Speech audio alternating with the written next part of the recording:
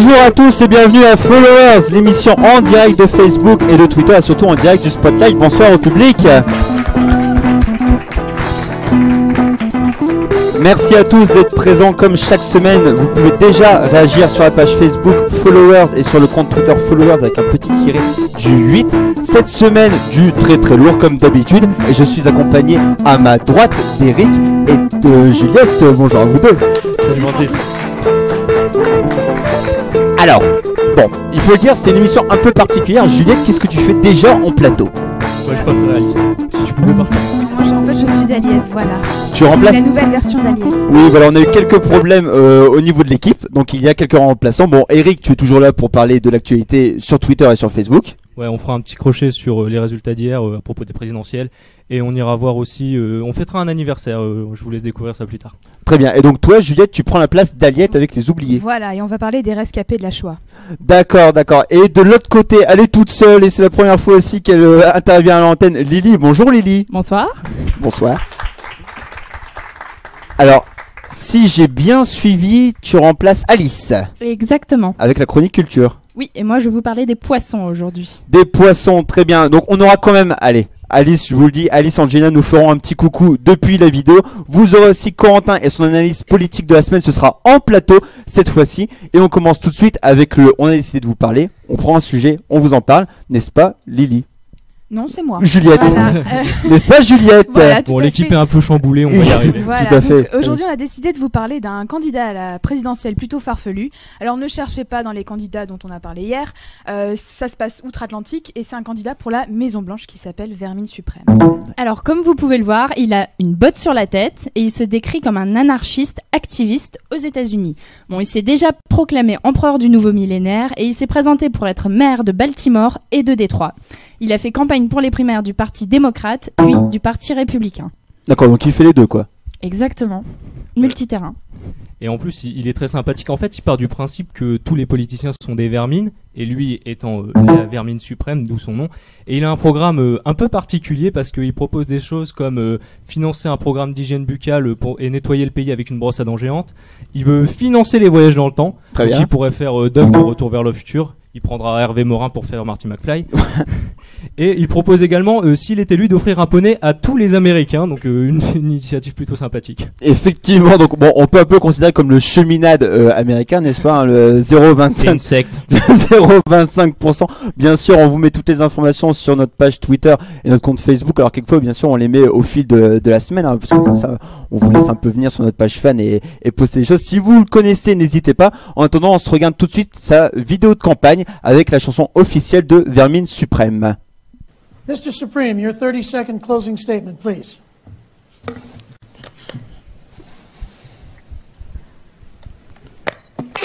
Ça va. My name is Vermin, my name is Vermin, Vermin Supreme. My name is Vermin, my name is Vermin, my name is Vermin, Vermin, Vermin Supreme. And you can vote, and you can vote, and you can vote for me for president if you want to. And my name is Vermin.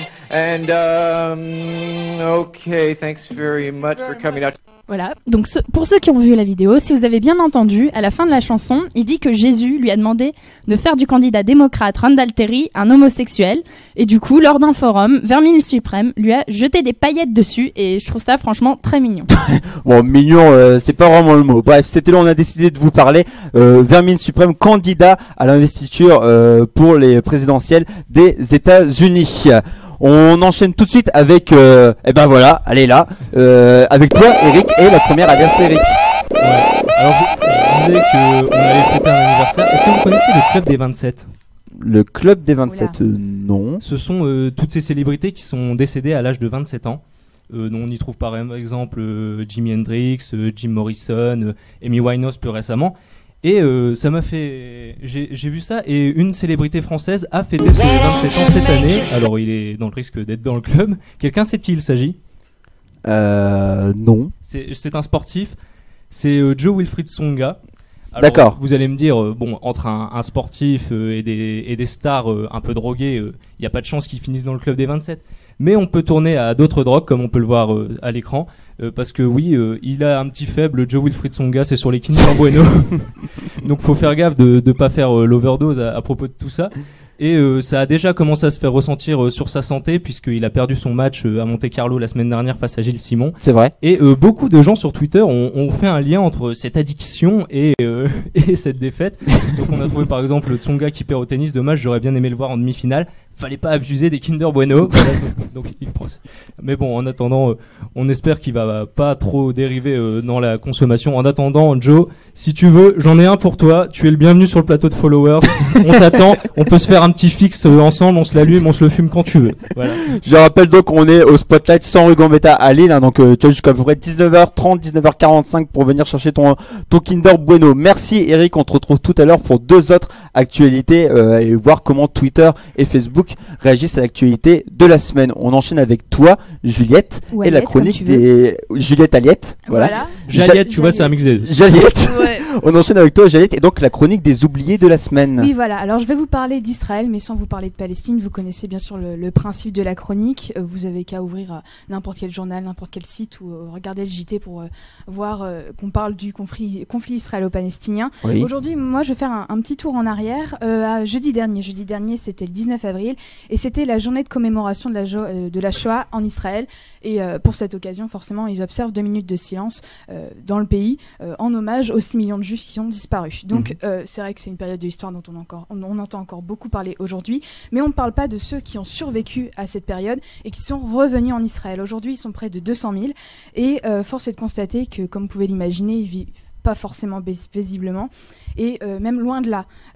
Donc j'ai quelques chiffres, franchement accrochez-vous. Il y en a près d'un quart d'entre eux qui vivent en dessous du seuil de pauvreté et la moitié qui se sentent très seuls, ayant perdu bien sûr leur famille dans les camps de la mort. Au niveau de la santé, bien sûr, c'est pas mieux. Il y a la plupart des personnes qui ont de graves problèmes psychologiques. Et le truc, c'est qu'ils devraient être pris en charge par l'État avec des thérapies, etc. Mais que l'État ne veut pas les prendre en charge, ce qui serait pourtant vraiment essentiel pour leur survie et leur bien-être. Ouais, enfin, en même temps, c'est bien gentil, mais il y a aussi des Palestiniens qui vivent voire mal, enfin voire aussi mal, voire moins bien. Ouais, bien sûr, c'est quelque chose dont on parle aujourd'hui. On devrait même en parler plus.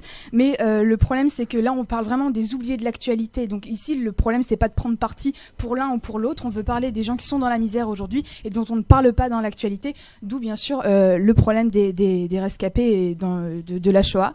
Donc, bref, c'est vraiment un bilan qui est assez lourd pour ces rescapés et qui sont vraiment oublié par le gouvernement israélien. On pourrait croire qu'il y a des aides qui sont mises en place, mais justement, le système de rétribution des aides, il est assez défaillant, il est plutôt faible et il est victime de corruption. On sait qu'au début de l'année, il y a 10 personnes qui ont été arrêtées pour détournement de fonds et à des fins personnelles. Vous voyez un peu le topo. Et c'est une situation qui s'aggrave. On sait que même si on a de moins en moins aujourd'hui, puisqu'il y a quand même 35 décès par jour, leurs besoins, ils augmentent avec l'âge. Que ce soit pour faire les courses, que ce soit au niveau de leur santé, que ce soit pour chauffer leur appartement, etc. Et c'est des choses qui nous paraissent très simples mais qui ne peuvent plus faire à cause de manque d'énergie, manque d'argent, etc. Mais il doit bien y avoir des associations qui leur Alors viennent voilà, en aide. il existe des associations qui leur viennent en aide, mais ce n'est pas suffisant. Il y a notamment le président de l'association Clems Conférence, qui est une conférence pour la restitution matérielle juive, qui déclare que nous n'avons pas assez de ressources pour subvenir aux besoins de tous les rescapés. Alors vous vous demandez sûrement à combien montent finalement les allocations pour ces personnes. Alors on est passé de 400 à $80 par mois. Et il y a certaines personnes qui ne reçoivent même pas ces aides, parce qu'en fait finalement elles dépendent de les dates d'arrivée en Israël et de leur provenance. Donc les personnes qui sont plus touchées par ce problème, forcément, c'est les personnes qui viennent d'Europe de l'Est, qui sont arrivées dans les années 90 et qui n'ont pas pu faire reconnaître pleinement leur statut de rescapé. Alors je reviens sur la journée de commémoration justement, et à l'occasion de cette journée, il y a notamment le gouvernement qui a annoncé une augmentation de son budget pour les rescapés de 13%. Alors il y a certaines personnes qui critiquent justement les journées qui sont dédiées à des événements particuliers. Là pour le coup, ça a le privilège de faire bouger les choses. Eh ben, merci beaucoup Jaliette pour cette chronique. Oui, c'est juste pour aujourd'hui alors. On te retrouve la semaine prochaine pour le live de Voilà. la semaine prochaine. On enchaîne tout de suite avec les comptes Twitter et Facebook. Chaque semaine, un compte Twitter, un compte Facebook que l'on vous propose avec followers. Le compte Twitter de la semaine s'appelle l'étagère et en fait, ça parle de tout ce qu'on trouve sur son étagère, c'est-à-dire des livres, des CD, des DVD. Et donc c'est beaucoup de chroniques, beaucoup de critiques de films, de livres de DVD. Et franchement, c'est super bien foutu. L'étagère, donc voilà, on vous le poste sur la page Facebook et le compte Twitter. L'étagère, vraiment un compte à recommander et surtout qui n'est pas très suivi, alors qu'il devrait l'être parce que vraiment c'est un compte qui fait beaucoup de contenu et vraiment c'est super bien. Au niveau du compte Facebook et de la page Facebook, ça s'appelle Golden Hook. Alors c'est un truc, c'est juste énorme. Bon, c'est une initiative, ils sont pas super connus. Vous choisissez un bonnet, une écharpe, il y a aussi des chaussettes je crois, et vous choisissez la grand-mère qui va vous le faire et qui va vous le tricoter. Voilà, donc ça s'appelle Golden Hook, c'est super pas cher en plus et c'est un truc super bien parce que forcément ça occupe les grand-mères qui sont en retraite et qui n'ont pas peut-être pas forcément d'activité des choses comme ça. Donc du coup elle tricote des bonnets laine, et vous choisissez même vraiment par rapport au style de vie de la grand-mère, où est-ce qu'elle habite et des choses comme ça, et donc c'est voilà, c'est super bien fait quoi. Et il te propose pas le mouton à tondre. Non. C'est dommage. Vous C'est une activité pour tout le monde. Hein, vous choisissez le mouton à tondre. Non du tout. Donc Golden Hook, voilà, on vous poste ça aussi sur Facebook. C'est le compte Facebook de la semaine. C'est tout pour moi. On enchaîne. Alors, on est désolé.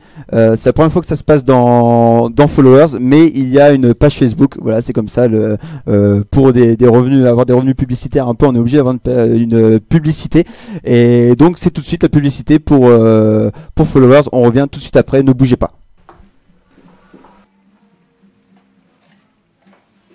Avant, il était intimidant. Avant, il était... Il était quoi déjà?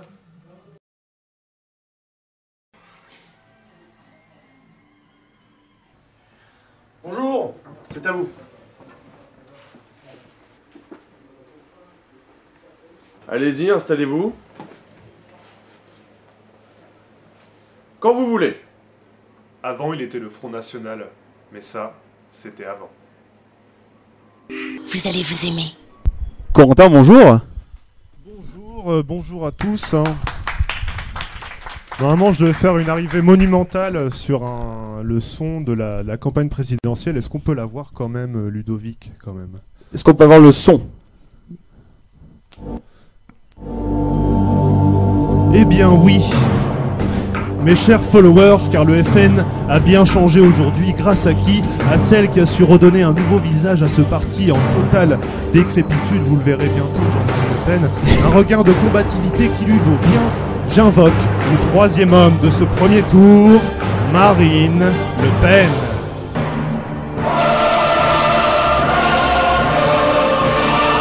Son résultat a fait l'effet d'une bombe. Oui, aujourd'hui, c'est historique. 20%. 20%, oui. C'est peut-être parce que, comme à l'image de cette mère de famille déterminée et courageuse, qui dans cette à la maison a su fédérer et convaincre ces gens pauvres, ces gens qui souffrent, hein, comme on l'a si bien souligné hier sur France 2, Maître Collard, donc vous la verrez, voilà, c'est cette jeune mère de famille déterminée et courageuse, vous la connaissez tous. Voilà, le truc qui est dingue, c'est que c'est ça, c'est avec Marine, c'est ça, c'est son énergie, son magnétisme, son imagination. Enfin, une candidate qui a de la suite dans les idées, moi je trouve, hein, voilà, personnellement. Voilà, quant à moi, je voudrais vraiment retenir votre attention sur ces propositions. Elle voudrait créer un secrétaire d'État à la fraude où on irait chercher les injustices une par une pour y mettre fin, une bonne fois pour toutes. Et ben vous savez quoi? Ici à Followers, il y a des mecs qui font des courts-métrages à budget hollywoodien sur les propositions des candidats à la présidentielle. Bref, voyez plutôt, ça décaroche. Voilà. 2012.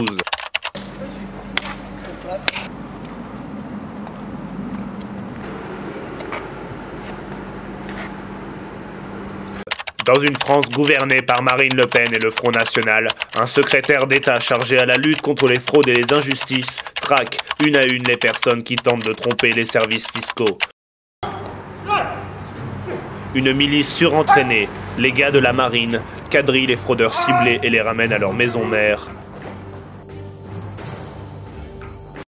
Hénin Beaumont.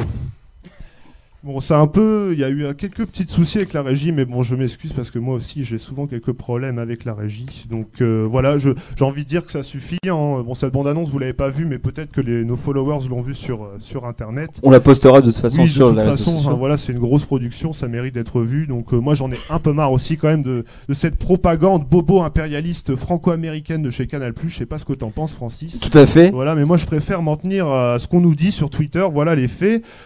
Déjà, premier premier fait, hein, voilà, nous n'avons, c'est nous, hein, voilà, c'est moi qui pose les problèmes sur la table. Ah oui, l'insécurité, l'immigration massive, les hordes de Mohamed Merah qui arrivent par bateau chaque jour, le halal, les gens passent. Hein, donc si on a bien compris la logique.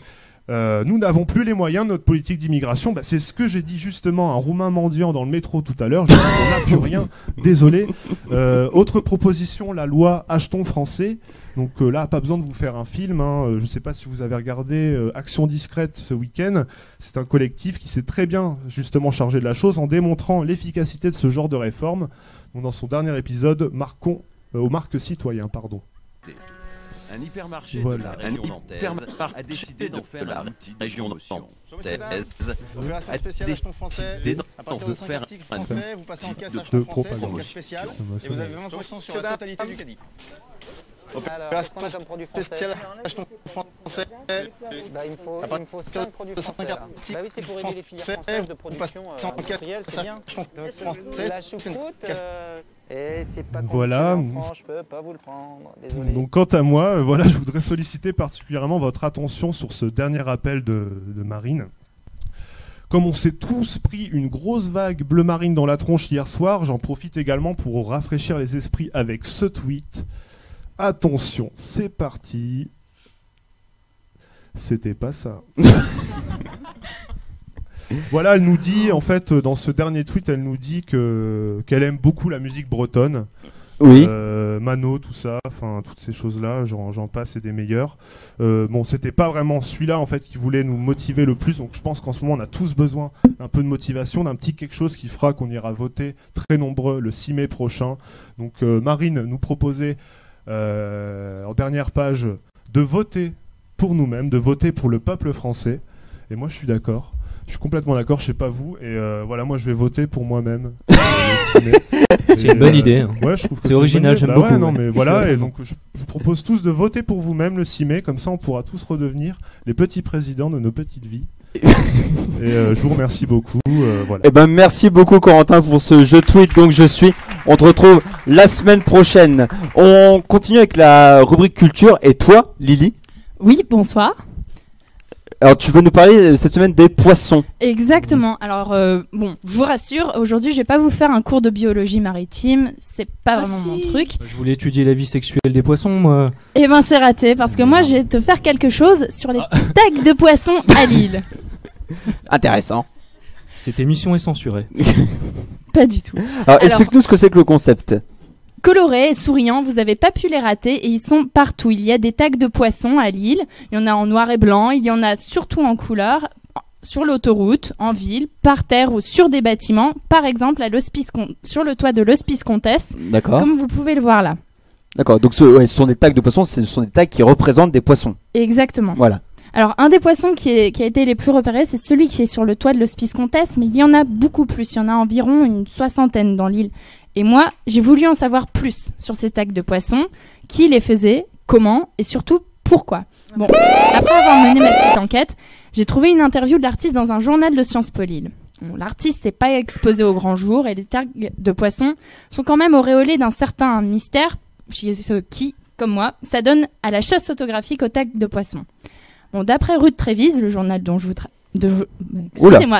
vous parlais, l'artiste a tout simplement voulu créer un buzz en ramenant la couleur en ville et en se démarquant des tags lettrés avec une image qui est quand même toute simple. Un poisson, vous pouvez pas faire plus simple. Et depuis septembre 2011, il tague des poissons dans des endroits volontairement vandales, comme l'Hospice Comtesse, pour attirer l'attention. Bon, depuis septembre, certains ont été effacés, rue de la Treille par exemple, ou sur le garage de Sciences Po Lille, mais d'autres sont apparus, par exemple à l'entrée de l'île, sur l'autoroute en venant de Paris. Et aujourd'hui, on a plus de 60 tags, comme je vous disais, dans l'île et dans les environs. À Lambersart, à Lomme ou à Bondu, on peut en trouver. Mais alors justement, pourquoi des poissons et pourquoi pas, je sais pas moi, des lapins ou des kangourous, des trucs comme ça quoi. Des kangourous en France. Bah ouais, pourquoi pas. C'est courant un kangourou, honnêtement. Bon, alors l'artiste est resté relativement vague sur le sujet, mais on peut retenir en fait, c'est qu'il aime le côté qui est un peu incongru du poisson, parce que le poisson, après c'est son idée, moi je ne m'avance pas là-dessus, mais le poisson, comme lui, arrive à s'inviter en ville le soir alors qu'il n'a rien à faire là a priori. Bah oui, c'est quand même la nuit que l'artiste opère. Par exemple, moi, la semaine dernière, je me suis réveillée devant un mur qui était blanc comme neige la nuit d'avant et qui, en fait, après, était orné d'un beau poisson coloré en vert et jaune. Dans son interview, l'artiste n'a pas donné ses secrets de fabrication, mais à mon avis, ils sont plusieurs à faire ces tags quand même. Parce qu'en effet, il y a un style qui est plutôt tribal, il y a un style qui est plutôt rond, comme ce qu'on a pu vous faire voir tout à l'heure, et un style qui est beaucoup plus élaboré, simple en même temps, et surtout très coloré, comme ce poisson de la rue de Gand que vous pouvez voir qui est découpé en deux et qui est juste à poser sur l'entrée d'une vitrine. Bon, le buzz a plutôt bien fait son effet, et je vous rassure, je suis pas la seule dans tout l'île à faire la chasse aux photos de poissons. Et en cherchant des photos sur Internet, je me suis rendu compte qu'il y avait au moins une dizaine de personnes qui passaient leur temps en fait à courir les rues de l'île pour prendre des photos de poissons. Et il semble même que l'artiste lui-même soit allé au-delà de l'île. Il a fait des tags dans Bruxelles, par exemple. Bon, malgré cela, il faut rappeler que l'artiste n'est pas le premier à avoir fait un buzz autour des tags, surtout aux tags des animaux, par exemple. À Paris, on a un artiste qui a fait des tags de chats. À partir de 2001, il a fait des petits chats qui sont ornés d'ailes et qui sont disséminés un petit peu partout. Il y a même des cartes, c'est un truc de dingue quand même.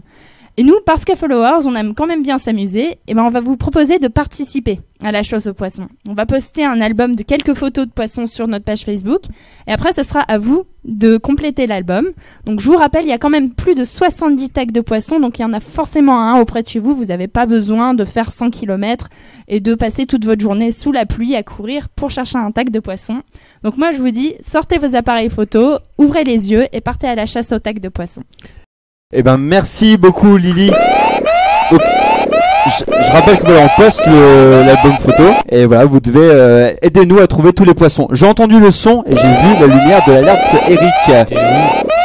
Alors samedi dernier, j'étais tranquillement dans mon canapé en train de regarder le choc du football en Angleterre, Chelsea contre Arsenal, et tout d'un coup dans ma timeline sur internet, j'ai vu apparaître le trending topic Abu Dhabi. Donc j'étais vachement surpris parce qu'il est rentré pour jouer même pas une demi-heure et il a pas fait grand chose dans un match qui s'est fini à 0-0, un peu comme la Ligue 1 quoi.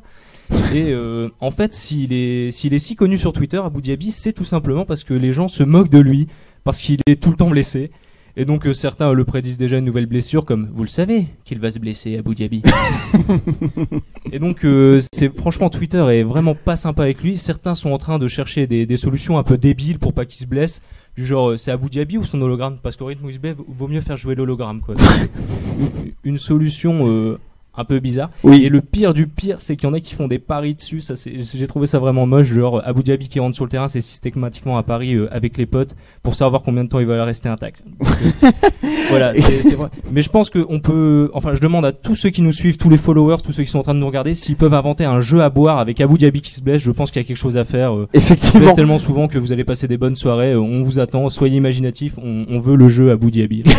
Et merci beaucoup Eric. On te retrouve tout à l'heure pour une troisième alerte sur l'actualité des réseaux sociaux. On continue, je vous l'avais dit en début d'émission, finalement Angelina et Alice sont un peu avec nous. Elle nous parle de l'info positive et elle nous parle des ambulances et du métro à Gaza. C'est tout de suite, c'est un sujet monté. À tout de suite. Bonjour Francis. Bonjour à toute l'équipe et bonjour au public.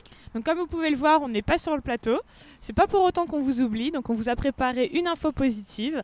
Et d'ailleurs, avant de commencer, j'adresse un petit message personnel à Juliette. Je te remercie d'avoir choisi le thème du conflit israélo-palestinien parce que en termes d'info positive, autant dire qu'on s'est bien amusé avec Alice. Ouais, bah tout à fait, c'est pour ça d'ailleurs que je suis revenue en renfort, parce que du coup aujourd'hui c'est jackpot et vous avez deux infos positives pour le prix d'une. Et d'ailleurs, comme vous pouvez le constater, on n'est pas au spotlight très belle aujourd'hui, abri de voilà. bus, hein, Nous sommes dans un abri bus, par contre l'emplacement est top secret. Mais pourquoi? Eh bien, Angie va nous l'expliquer. Nos deux infos positives sont en rapport avec le monde des transports, et donc moi je vais vous commencer par vous présenter une association israélienne un peu particulière. Ça avait attiré mon attention suite à un article du Monde en février dernier, et donc c'est une association qui propose des services ambulanciers. Une association d'ambulance. Tu m'expliques un peu le concept? Ouais, alors en fait le concept vient d'un jeune homme qui s'appelle Eli Ber, j'espère que je prononce bien, qui a grandi en Israël et qui a été assez choqué de voir que dans le pays, en fait, les secours mettaient un temps assez hallucinant à arriver sur les lieux où les victimes les appelaient. Parce qu'en fait, il y a toujours les conflits entre, par exemple, les quartiers musulmans et les quartiers juifs. Et donc, pour des ambulances, quand elles doivent, on va dire, se rendre dans des zones à risque, les victimes peuvent attendre assez longtemps parfois avant d'être secourues. D'où son idée en fait de créer un service d'ambulance qui se rendrait partout très rapidement, parce qu'on le sait, dans ces cas-là, c'est souvent les premières minutes qui sont déterminantes. Et donc il a créé United Hatzalah. Alors Hatzalah, c'est un terme hébreu. Le nom de l'association signifie donc unis pour sauver. Et en fait, aujourd'hui, l'association comporte plus de 1300 bénévoles et ils reçoivent quand même 500 appels par jour. Donc autant dire que c'est un vrai succès et qu'ils ont réussi à avoir une belle notoriété à travers le pays. Et en fait, comment ça fonctionne? Ils ont des sortes de soit des vraies ambulances, soit des sortes de motos, des motos d'ailleurs, et qui circulent du coup très rapidement et peuvent se rendre sur les lieux où les victimes les appellent en quelques minutes. À titre de comparaison, là où une ambulance traditionnelle met 15 minutes à arriver, eux en 2-3 minutes, ils peuvent arriver sur les lieux et en attendant les vrais secours, prodiguer les premiers soins, etc. Donc ça permet vraiment de sauver des vies. Et là, le vrai succès de l'association, et c'est pour ça que je tenais à en parler, c'est le fait qu'il y a aussi bien des juifs que des musulmans, que des hommes, des femmes, des chrétiens, bref. C'est une sorte de gros melting pot de la population israélienne qui se retrouvent dans cette association. La plupart ont un vrai travail et quand ils reçoivent un bip de Hatzalah, ils quittent tout et ils se rendent sur les lieux pour aider les gens. Donc c'est une belle initiative. Et en plus, dernier détail, et qui est quand même pas des moindres, ça peut paraître assez curieux, mais en Israël, les ambulances en fait sont payantes. Or, les services de Hatzalah, eux, sont gratuits. Donc ça nous prouve quand même qu'il existe encore aujourd'hui des personnes qui décident de mettre leur contentieux de côté pour sauver des gens. Donc voilà, je trouve qu'on a fini notre petit tour d'Israël. On continue avec toi en Palestine, je crois. Oui, c'est ça. Donc maintenant, go to Gaza. Moi, je vais vous parler d'un artiste qui s'appelle Mohamed Abouzal. Et suite à une obtention de bourse, il a pu passer 6 mois à Paris l'année dernière. Et durant ces 6 mois, en fait, il a beaucoup pris le métro et tout ça. Et il a pu méditer un peu et il a réalisé à quel point, en fait, le métro, eh bien, ça régissait la vie vraiment des Parisiens, l'activité de la ville. Et du coup, en revenant à Gaza, il s'est dit pourquoi pas, nous aussi on devrait en faire un. Il a commencé à rêver de plans et d'autres choses pour vraiment créer un métro. Ça se passe comment en fait? Le mec il a pris son stylo, il a tracé 3 lignes comme ça, il s'est fait ça y est, ça fait une ligne de métro quoi. Il a tracé des lignes en effet, même 7, qui desservent au maximum tout Gaza. Donc ça peut être autant de la frontière égyptienne à la frontière israélienne, de la mer jusqu'aux contrées lointaines des camps de réfugiés. Il a même placé 200 stations de métro avec les correspondances comprises. Il a vraiment fait un truc béton, recherché. Il a pensé aux points les plus névralgiques possibles à Gaza. Ça ressemble à un vrai projet en fait. C'est ça, tout à fait. Et donc cette initiative, en fait, pourquoi? C'est parce que à Gaza, apparemment, selon les propres dires de l'artiste, la circulation est vraiment chaotique. Et en fait, déjà que c'est un lieu de tension, comme on peut le savoir. Et donc quand on voit, il y a énormément de circulation, que ce soit des camions, des taxis, des charrettes, c'est un peu tout et n'importe quoi. Et du coup, pour faciliter la commodité des citoyens et surtout baisser ces tensions de stress dans la ville, et voilà, donc il a commencé à rêver de ce projet. Et ça a été plutôt bien accueilli au niveau de la population? Mais il a commencé par se faire connaître. En fait, il a sélectionné 50 points névralgiques de Gaza, auxquels il a à chaque fois il les a balisés d'une colonne en fait lumineuse ornée d'un M, comme on peut les voir à Paris. Tout pareil que chez nous. Tout à fait. Qui signalise l'entrée d'un métro en fait. Et après, il a observé la réaction des gens. Et étrangement en fait, elle a été et positive et négative. Et chacun des passants du coup, regardait et il y en a eu des bonnes, des mauvaises par exemple. Par exemple, un chauffeur de taxi qui a commencé à clamer que c'était pas possible, que ça allait ruiner son commerce, il était pas content du tout. Mais à contrario, il y a un couple de personnes âgées qui, eux, ont vraiment supplié l'artiste d'avoir une station de métro juste devant chez eux pour faciliter leur commodité puisqu'ils ne pouvaient plus se déplacer. Et j'en ai une autre aussi que je trouvais mignonne, c'est en fait en arabe, Mina signifie un port de pêche. Et un passant en fait a demandé à l'artiste si du coup le grand M voulait dire qu'il y aurait des ports pour les pêcheurs dans le centre-ville. Ah, j'avoue, c'est très mignon. Après ça, en fait, du coup, grâce à cette initiative, l'artiste a pu avoir une exposition au Centre culturel français à Gaza, qui est d'ailleurs, je tiens à le stipuler, la seule antenne culturelle d'autres pays, hors palestiniens, qui subsiste dans ce pays. Et il a eu quelques petits problèmes avec le gouvernement qui du coup trouvait son projet suspicieux. Mais après, ce que j'ai beaucoup aimé avec ce projet, c'est que vraiment il a réussi à fédérer un rêve, à créer une envie collective en fait, où chaque citoyen se sentit impliqué. Il y a eu vraiment un engouement populaire. C'est ça, ouais. mais de manière vraiment, on veut le meilleur pour notre pays et donc nous aussi on peut rêver de quelque chose de mieux et arrêter d'être à la ramasse, alors qu'au contraire, ils ont tous les moyens pour. Donc voilà, comment l'art peut être au service de notre imagination. Je te remercie en tout cas. Peut-être que je te redemanderai de l'aide pour une info positive une prochaine fois, je trouve que tu te sors très bien.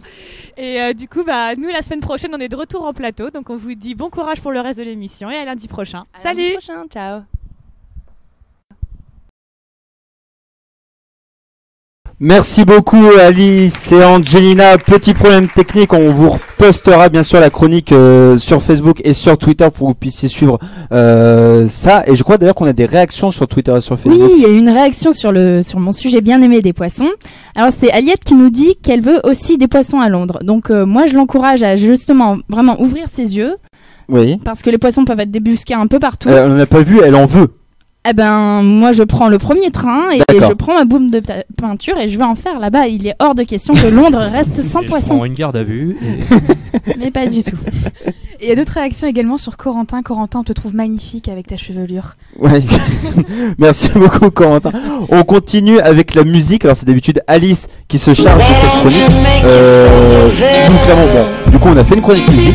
On pouvait pas faire un truc aussi loufoque qu'Alice, donc on vous présente un duo, un couple d'artistes qui s'appelle Electric Guest. Et à la rédac, on en est tout simplement fan. Alors c'est ce qu'on vient de s'écouter à l'instant, c'était Daydream. On se passe tout de suite Trouble Man. Je vous propose d'écouter, c'est vraiment super sympa.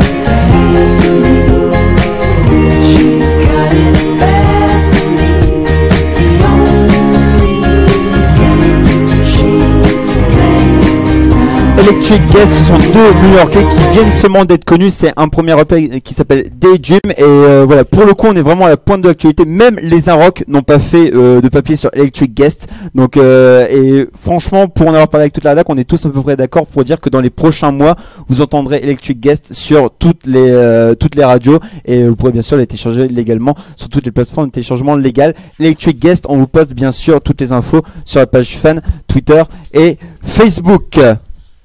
Et c'est déjà la dernière alerte, Eric. On est parti. Donc j'espère que vous avez tous été votés hier. Oui. Je suis très fier. Et donc j'ai été voir ce que les candidats, ce que les perdants avaient mis hier sur leur compte Twitter. Alors ça n'a pas réagi très vite parce qu'on peut voir par exemple que François Bayrou ou Marine Le Pen, qui vont pourtant arbitrer ce deuxième tour, n'ont rien tweeté 2 heures plus tard. Par contre, celle qui avait tweeté quelque chose, c'était Eva Joly, qui nous disait quand on défend la cause de la planète, il n'y a pas de honte à avoir. Alors dès demain, je compte sur vous, continuons le combat. Alors comment vous interprétez ça? Je vais y arriver. Bah, elle est quand même fière de ce qu'elle a accompli quand même. Enfin, c'est voilà. Bah oui, mais je vais te dire ce que ça veut dire vraiment en langage Eva Joly. D'accord. C'est-à-dire en viking. Alors ça veut dire que je me suis cassé la gueule. Pas seulement dans les escaliers, mais dans les sondages et à l'élection. Vous n'avez pas cru en moi. C'est l'accent, c'est ça. C'est quand même pas ma faute si Ikea découpe les forêts pour vous fabriquer des tables basses de merde. Et si quelqu'un se fout de mon accent, je l'emmerde. Dans le même genre, on a Jacques Cheminade. Alors Jacques Cheminade, inconnu de la campagne. Excusez-moi, je prends mon cire. Ouais, je suis allumé le doigt. Voilà. Alors Jacques Cheminade nous a tweeté: beaucoup de gens ont de l'intérêt pour nos idées, mais n'ont pas osé voter car on leur a dit que je n'étais rien. Alors comment vous interprétez ça? Bah à mon avis, enfin clairement il a pas compris qu'en fait le vote c'était fini quoi, c'était seulement dimanche. Alors traduction en Jacques Cheminade time.